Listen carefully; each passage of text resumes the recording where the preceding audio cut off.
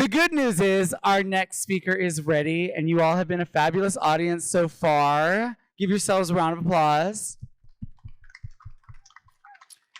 All right. Moving to our next speaker, we want to recognize that the quest for a secular government impacts people of all faiths. So it's my pleasure to bring this to the stage Aysha Khan. Aysha Khan is with ex-Muslims of North America, where her Normalizing Dissent tour brought ex-Muslim perspectives to colleges across the continent.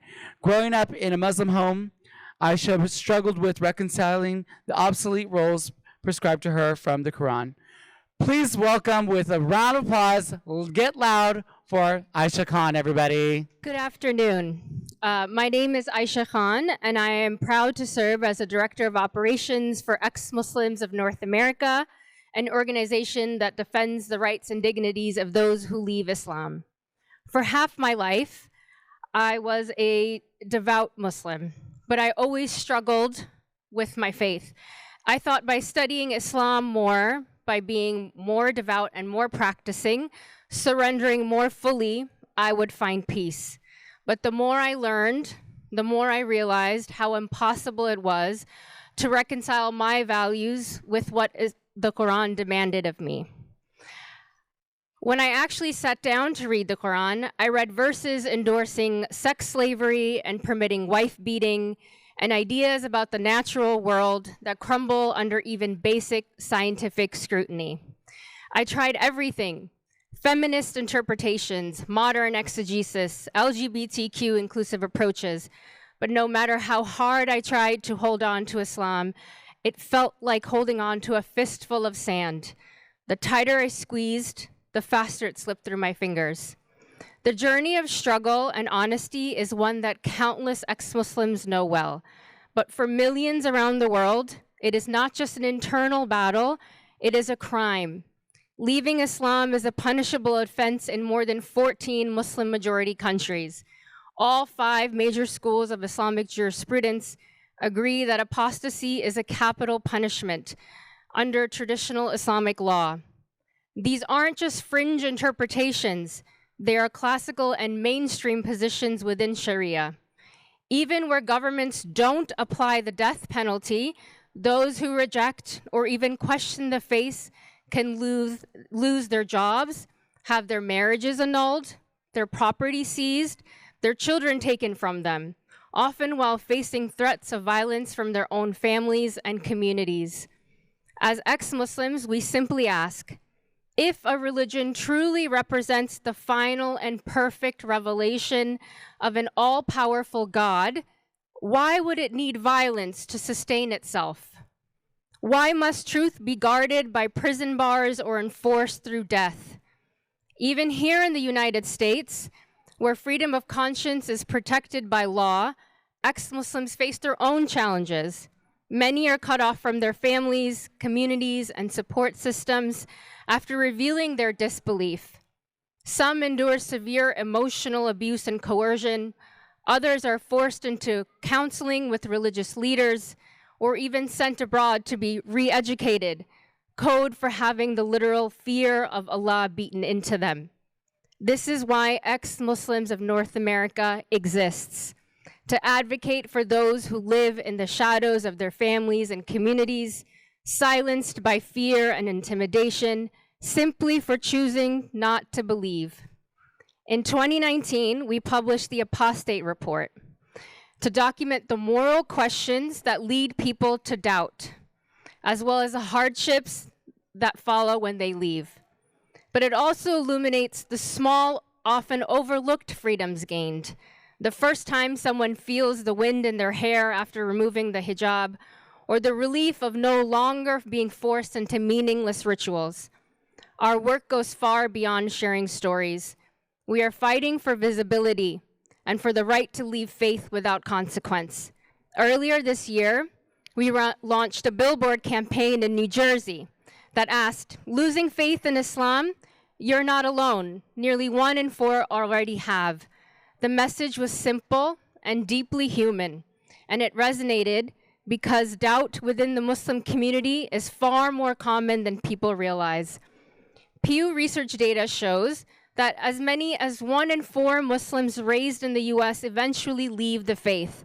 Our billboard spoke directly to them, to those who question quietly, who feel isolated, who think they're alone. The campaign directed viewers to our brand new website, whynotislam.net, which offers rational, evidence-based critiques of Islam's most popular claims. It's a space for anyone seeking answers free from fear, dogma, or coercion. That same commitment to open dialogue extends to our work with policymakers. We help them understand why the term Islamophobia, though well-intentioned, actually harms free speech. It protects ideas, not people. Criticizing Islam is not racism. Islam is not a race, and neither are Muslims. Muslims come from countless countries, races, and ethnicities. What we need to protect is not religion, but people. That's why we advocate for using the term anti-Muslim bigotry to describe prejudice, harassment, or violence against Muslims and those perceived to be Muslims. It's precise because it acknowledges the discrimination faced by Muslims, like many of my own family members, while still allowing space for an ex-Muslim like me to engage in religious dissent. We also work with social media companies to address the silencing of ex-Muslim voices online. Too often our content, our stories, art, and opinions are taken down or labeled hate speech simply because we critique Islam. For many ex-Muslims, especially those still in religious families or living under repressive governments, online spaces are their only refuge and their only connection to others who understand. Keeping those spaces open and free isn't just a policy issue, it's a lifeline for dissent. And while we defend free speech, we can't forget those who cannot speak freely at all. My colleague, Ibtisam Betty Lashkar, an ex-Muslim activist in Morocco, is one of them. Betty is serving a 3-year prison sentence for wearing a blasphemous t-shirt and sharing a photo of it online. She has spent months in solitary confinement and urgently needs surgery for cancer in her right arm. Without it, she may face amputation.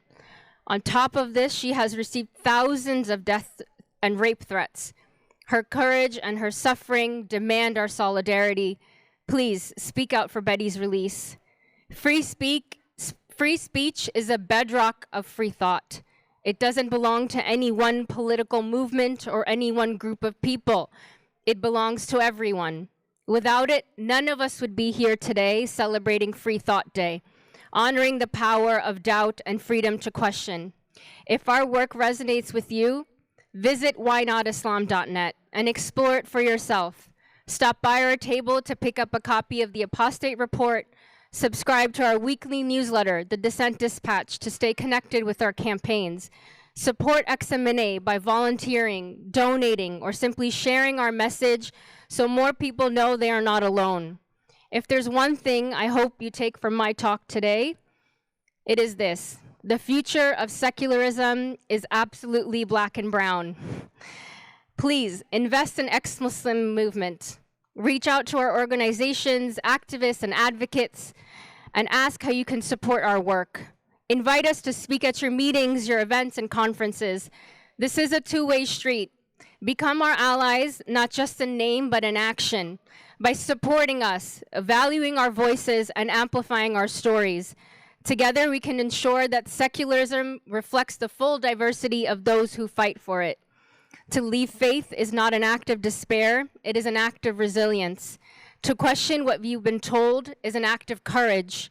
For ex-Muslims who doubt to carry forward the spirit of free thought, every ex-Muslim who dares to doubt carries forward the spirit of free thought we are so fortunate to celebrate today.